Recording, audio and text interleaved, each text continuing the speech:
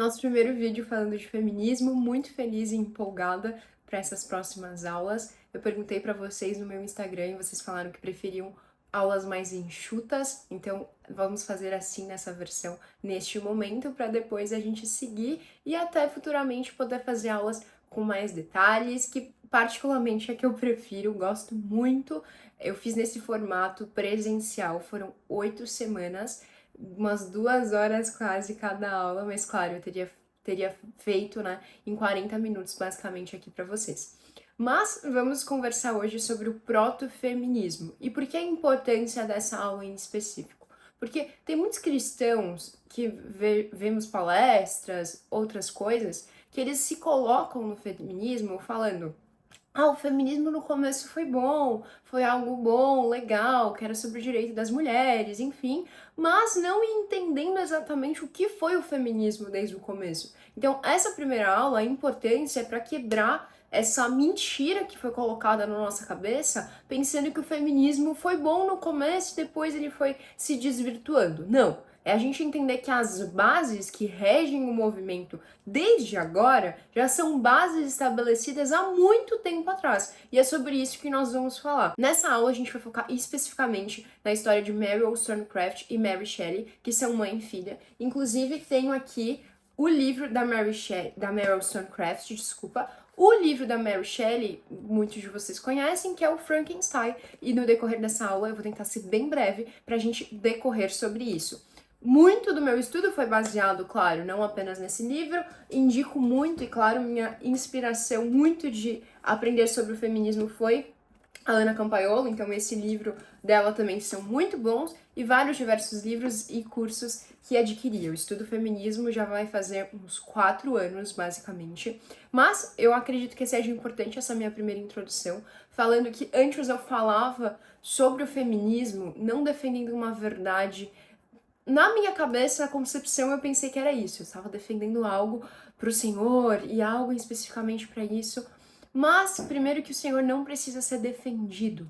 E segundo, que a maneira que eu estava abordando o assunto fugia de preceitos especificamente cristãos, que era o que eu estava combatendo e eu estava fazendo. Então eu falava com aquilo com muita repulsa, sabe? De alguma forma até satirizando a vida dessas mulheres, que hoje nós podemos ver que elas necessitavam e careciam do amor de Cristo. Elas lutavam contra o amor, contra tudo isso, porque elas não entendiam essa fome por eternidade que havia dentro delas. Então, primeiramente, o que eu quero falar com você é que se você está se propondo a estudar, a ir atrás sobre esse assunto, que você não queira saber mais simplesmente por saber ou só para você ter esse conhecimento agregado, mas que seja uma maneira que você seja ainda mais efetiva em amor, que você ame com ainda mais, de uma forma ainda mais exata.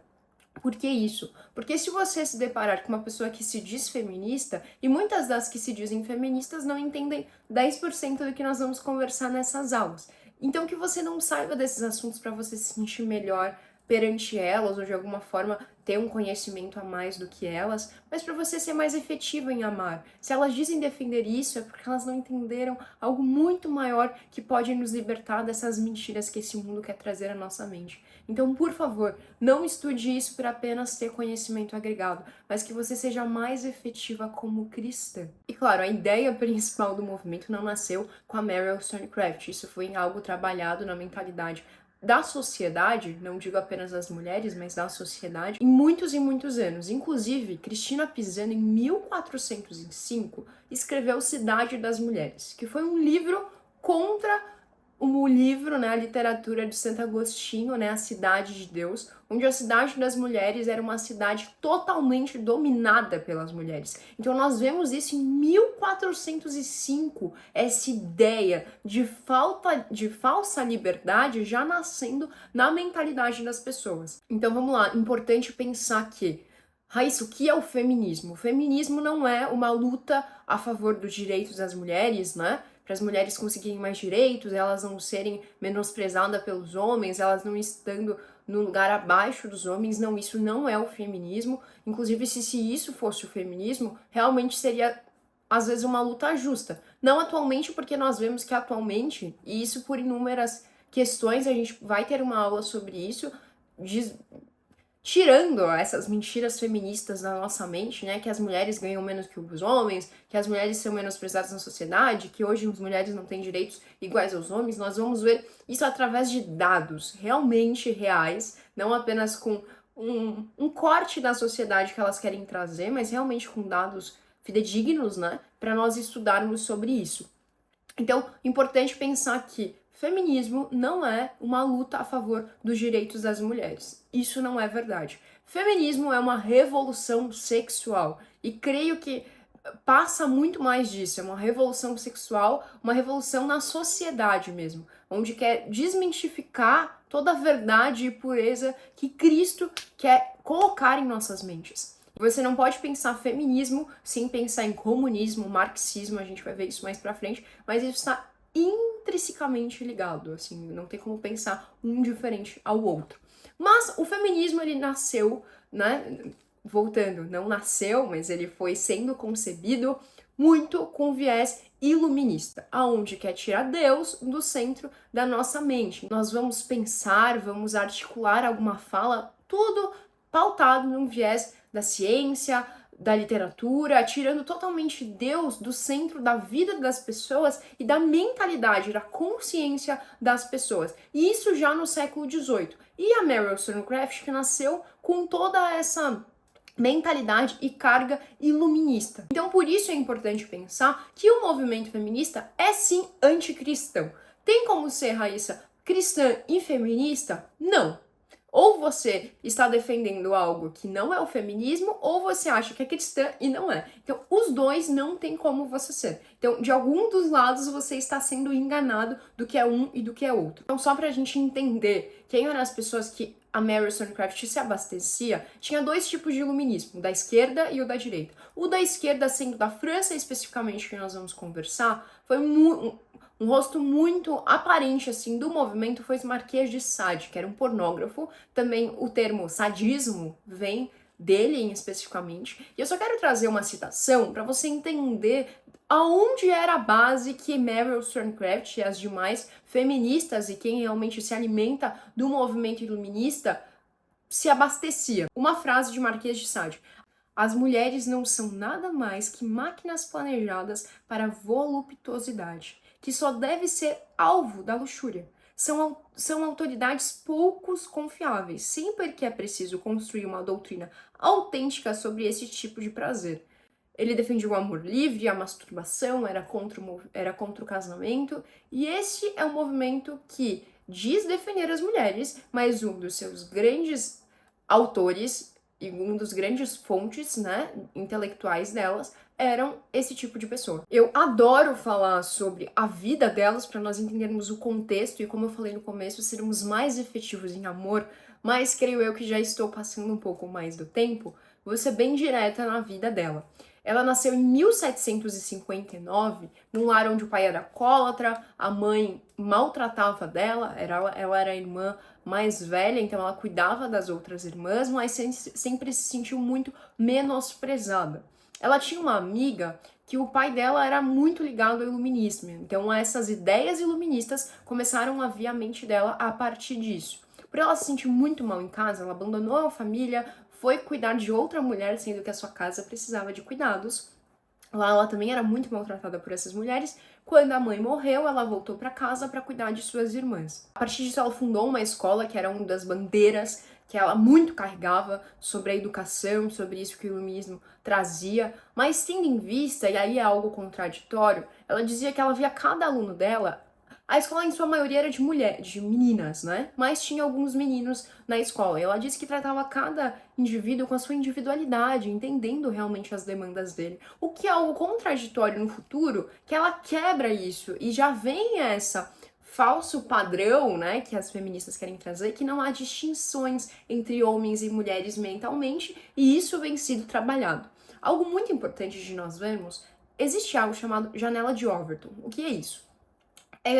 Eu vou tentar colocar aqui para vocês verem. É onde uma ideia vai sendo discutida, e no começo ela parece absurda, mas aquilo vai ser tanto trabalhado na mente das pessoas que até que ela se parece algo normal, aceitável. E a mesma coisa é isso que o movimento vai fazendo. Algo que nós não podemos tirar deles é que eles são extremamente estrategistas. Então, na mentalidade deles, essas ideias aos poucos vindo sendo trabalhadas até que o nosso inconsciente e consciente aquilo se torne algo aceitável. Então, isso que a Mary foi muito trabalhando nessa ideia dela. Em 1787, ela escreve seu livro Ideias sobre a Educação de Filhas, onde ela traz muito isso para a mente das mães, né? Ela traz sobre as mulheres não conseguirem se sustentar tanto, os trabalhos não serem tão bons para as mulheres, sendo que naquela época, em sua maioria, os trabalhos eram braçais. Então, claramente, a mulher não ia ganhar tanto porque os trabalhos braçais não se demandavam tanto às mulheres. Ela escreveu também Reflexão sobre o Direito dos Homens, um livro criticando um outro livro sobre reflexões dos direitos na França, de Edmund Burke, considerado o pai do conservadorismo. Então, se você se considera de uma linha conservadora, saiba que desde o início do movimento feminista, eles lançam ideias contrapondo isso. Então, se você é conservador, não tem como você dizer que no começo era algo bom. Não. Quebre essa mentira na sua mente. Se você vê alguém falando isso, chama a atenção com amor, falando, olha, meu irmão, não é muito isso que aconteceu. Porque às vezes a gente vai difundindo uma ideia que recebemos de algum lugar e não vemos a fundo se aquilo é realmente real. E a gente vai espalhando cada vez mais mentiras e contribuindo para a mentira que esse movimento quer instalar na mente das pessoas. E aí, então, ela escreve Reivindicação dos Direitos das Mulheres. Eu vou ler aqui alguns pontos que eu separei sobre assuntos tratados nesse livro em específico. Ela fala sobre, segundo ela, as mulheres eram tratadas como crianças, incapazes de obter alguma virtude.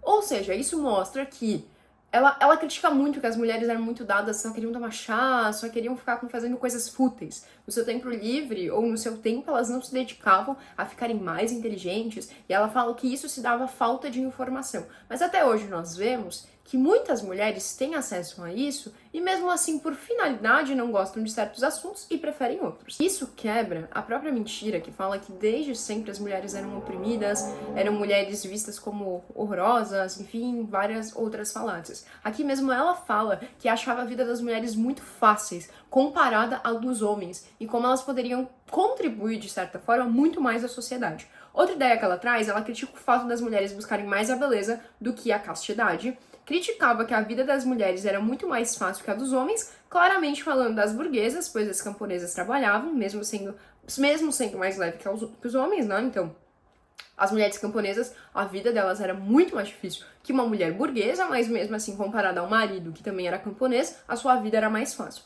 Contestava o duplo padrão moral, o que Cristo traz como igualitário, então ele quebra isso. Se o movimento feminista fosse quebrar essa disparidade entre homens e mulheres, que o homem é melhor que a mulher e tudo mais, ele não seria necessário, porque Cristo já vem quebrando isso em nossas mentes. Segundo ela, descobriríamos que com a educação igualitária, o que é natural na mulher, o que é as aptidões naturais da mulher. Então ela fala que com a educação igualitária, a mulher seria mais dedicada à literatura, estudar e tudo mais. E hoje mesmo nós vemos que às vezes não é muito assim.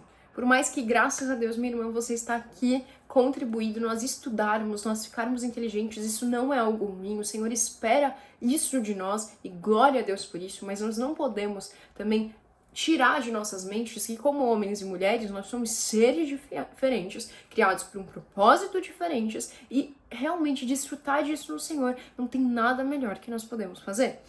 Ela traz sobre a escola obrigatória, escola como agente de mudança social, que já apontava para Alexandra Kollontai, que nós vamos ter uma aula toda sobre a Alexandra Kollontai, onde ambas pensavam que os pais não tinham a capacidade de educar seus filhos. E isso minuciosamente traz para o quê?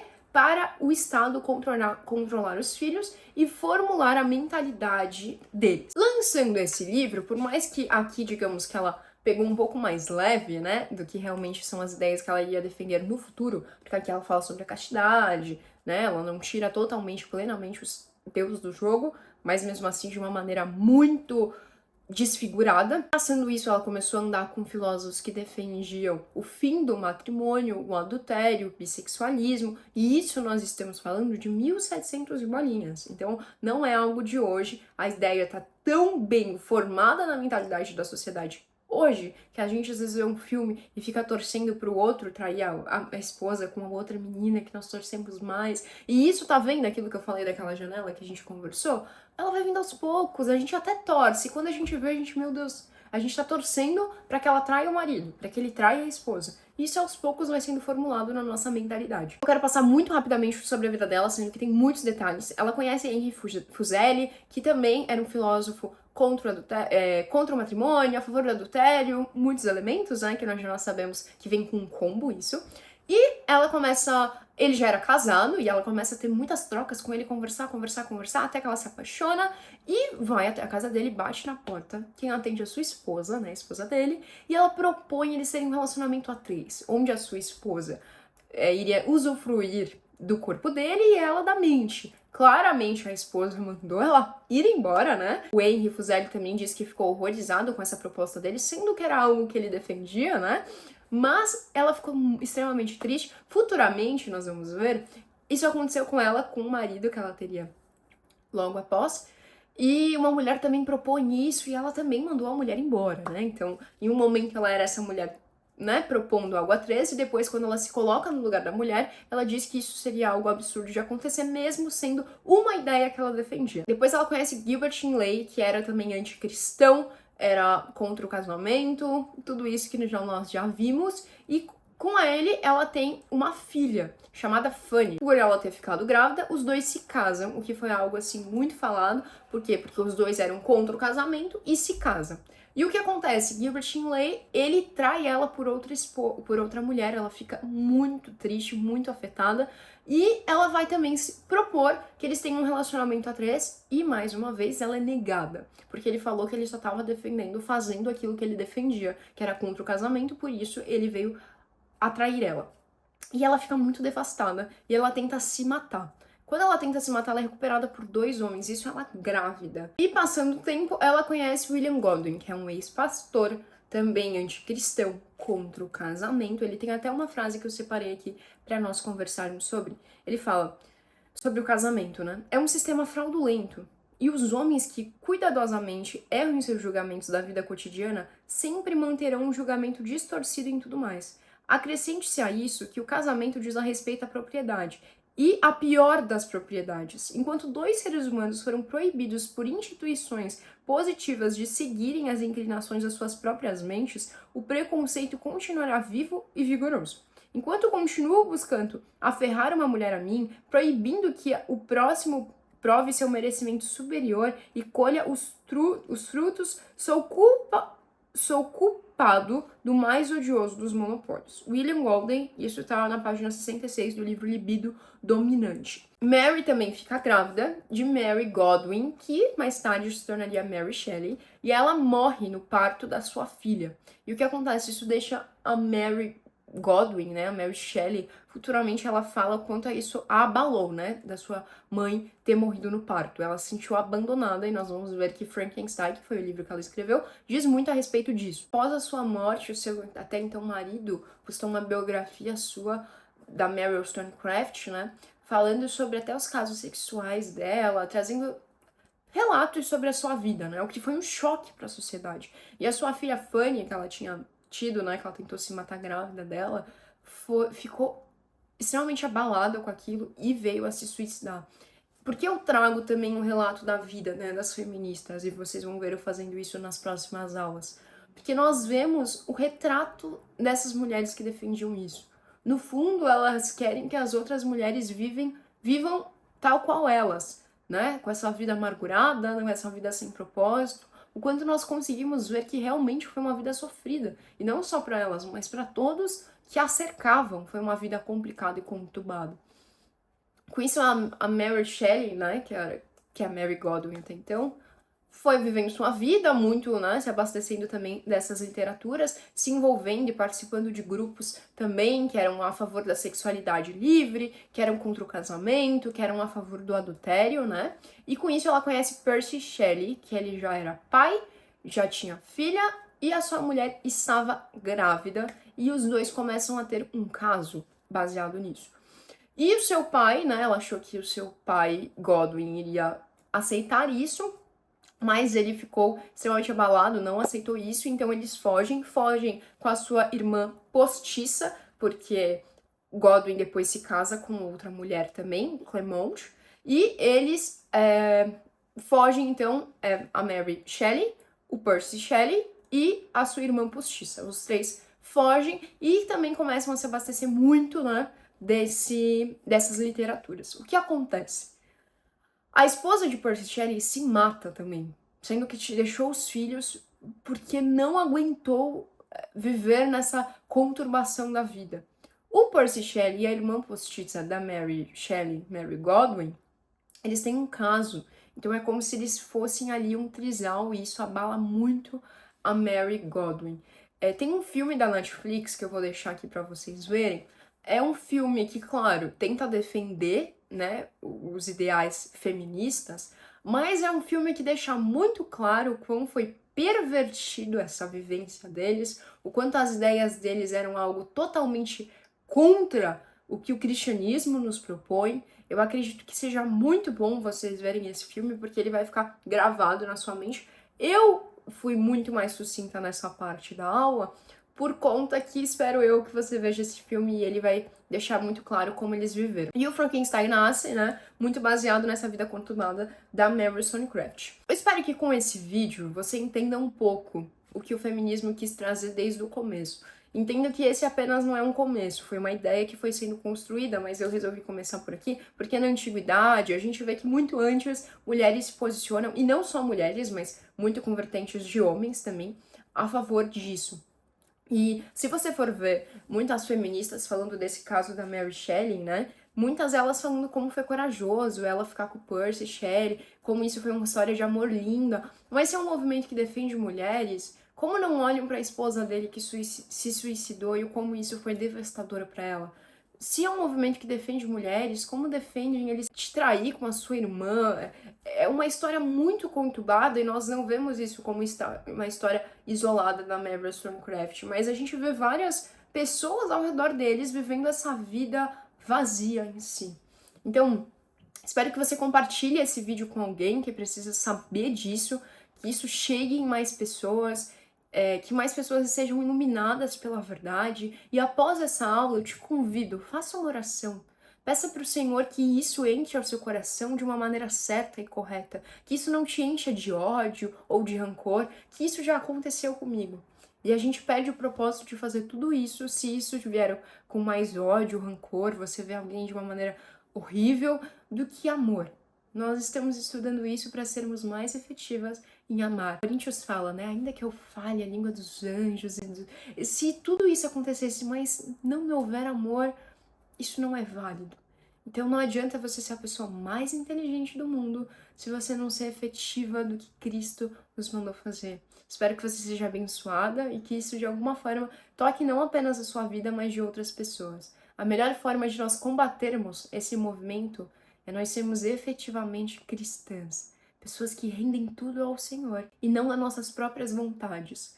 O movimento feminista é um movimento que foi levado a uma mentalidade caída e humanista, mas nós não fomos chamadas para viver dessa forma.